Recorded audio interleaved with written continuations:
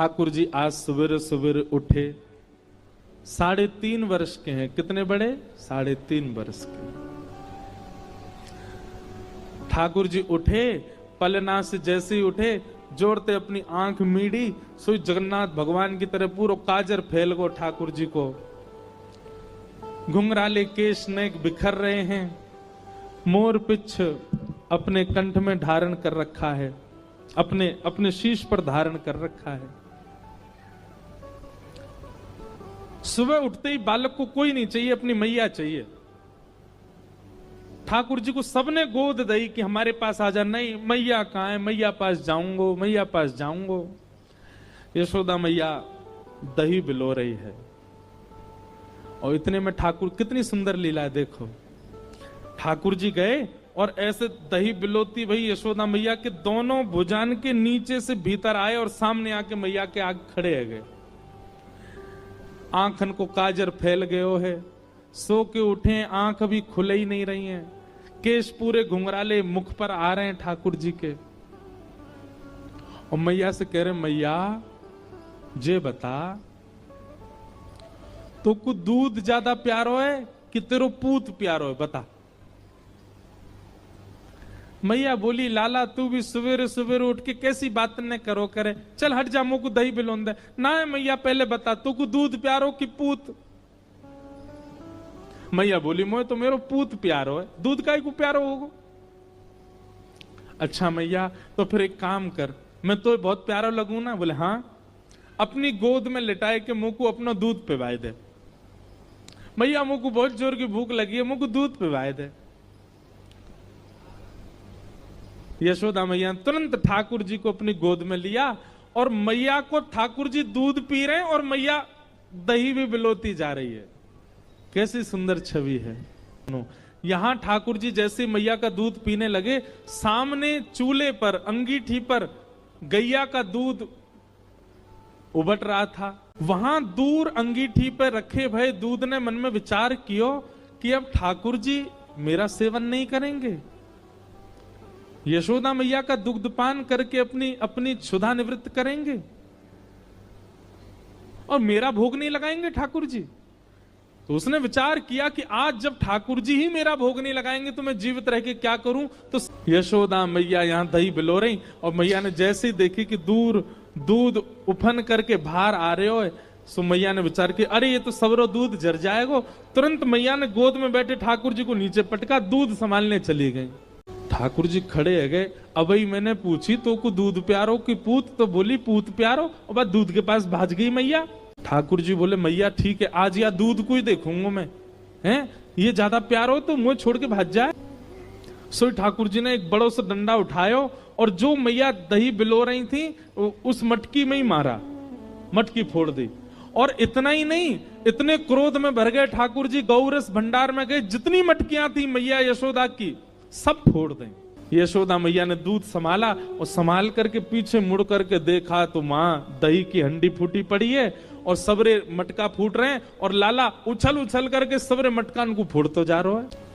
यशोदा मैया बोली, लाला बिगड़ गयो, आज मैंने लाला को यदि दंड नहीं दियो तो बहुत बिगड़ जाएगा। यशोदा मैया ने तुरंत अपनो पल्लू खोस करके और एक छड़ी उठाई, बोले रुक जा दारी के तो बताऊं मैं। और मैया जैसे छड़ी लेकर के भागी हैं पीछे, आगे आगे ठाकुर जी भाग रहे हैं, और मतलब ऐसे भाग रहे हैं मानो जैसे पीछे कोई शेर पड़ गए हो। और चौकड़ी मार के भागने को मतलब ये रे, कभी कोई गली में कूद जाए, कभी कहीं से कूद जाए, कभी कहीं उछल जाए। अब यशोदा मैया तो बेचारी 80 बरस की, फिर भी पीछे दौड़ रही हैं, और ठाकुर जी चौकड़ी मार के यहां थे वहां कूदते कादते भय दौड़ रहे हैं। उस समय आकाश के देवता, जिनके डर के मारे ब्रह्मादि देवता भी भागते हैं, वो आपसे डर के भाग रहे हैं आज। यशोदा तेरे भाग्य की कही ना जाए। ठाकुर जी दौड़ रहे हैं, थोड़ी दूर पहुंचे होंगे कि यशोदा मैया तो थक गई, और बीच रास्ता में बैठ गई, जोर जोर से सांस लेने लगी, अपने पसीना पहुंचने लगी। इतने में ठाकुर जी ने पीछे मुड़ के देखी, और पीछे मुड़ करके देखी यशोदा मैया बैठ गई, एक वृक्ष की आड़ में चले गए, और वहीं से कह रहे, मैया कहाँ भयो, तू भाग क्यों ना रही मेरे पीछे? यशोदा मैया बोली, लाला मैं थक गई हूं ना, अब बूढ़ा बड़ा शरीर है, तू इतना दौड़ावे मुंह को, अब मैं हार गई हूं। ठाकुर जी बोले मैया, ठाकुर जी को चिंता हो रही है मैया की, मैया तेरी हार कैसे दूर होएगी? अच्छा सीधे कितने ठाकुर जी? यशोदा मैया बोली मेरो लाला दौड़ के आवेगो और आके मुंह को अपने अंक में भर लेगो, सोई मेरी हार दूर रह जाएगी। सो ठाकुर जी एक बार तो दौड़े मैया की ओर और दौड़ के फिर रुक गए।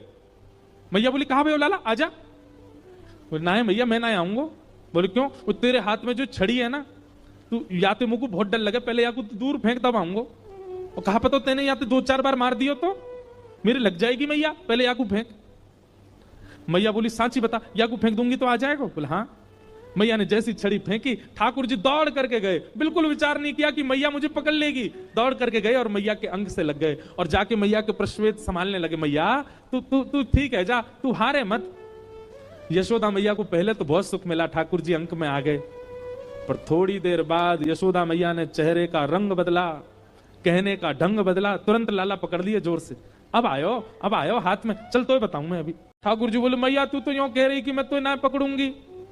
बोले मैं तो झूठ बोल रही तो थे। अच्छा मैया तू झूठ बोल है, मैं तेरा लाला ना हूं आज के बाद, पूरे गोकुल में हल्ला कर दूंगा मैं तो नंद बाबा को लाला हूं, यशोदा को लाला ना हूं। यशोदा झूठ बोले, हाँ बोल दियो जाए करके। अब तो उखलते बांधूंगी और आज ना तो रोटी मिलेगी ना मक्खन मिलेगा। खड़ा रहे पूरे दिन, ऊधम मचावे। जैसे ही रस्सी ला करके मैया ने उखल से लाला के पेट में बांधनी चाहिए, सोई रस्सी छोटी पड़ गई। मैया बोली रस्सी छोटी कैसे पड़ गई? मैया गई और बड़ी रस्सी लेकर के आई, बोले हाँ अब याते बंध जाएगा। मैया ने जैसी उखल में लेकर के और जैसे ही ठाकुर जी को, ये छोटी पड़ गई। क्यों? तो कहते हैं दाम का मतलब होता है रस्सी और उदर का मतलब होता है पेट। ठाकुर जी सारी रस्सी को अपने पेट में भरते जा रहे हैं, इसीलिए उनका नाम पड़ गया दामोदर। यशोदा मैया ने सबरी गौशाला की रस्सी इकट्ठी करके एक तो एक बांध दी। अब तो बंधेगो, लेकिन अब के भी जब बांधा तो रस्सी फिर छोटी पड़ गई। यशोदा मैया एक क्षण आश्चर्यचकित होकर के ठाकुर जी की ओर देखने लगी, इतनी बड़ी रस्सी लेके आई, ये छोटी कैसे पड़ गई? और यशोदा मैया के चित्त में अचानक भाव उत्पन्न होने लगा। गर्गाचार्य जी कह के गए थे नारायण समो गुण, पर कहीं ये नारायण ही तो नहीं है। सामने खड़े भगवान ने जैसे ही देखा कि मैया मुंह को भगवान मान रही है, सोई ठाकुर जी ने कही मैया और कितनी जोर से बांधेगी, देख मैं तो बंध गो। तभी मैया देखती है कि वो रस्सी पूरी बंध गई और गांठ लग गई ठाकुर जी को, बंध गए ठाकुर जी।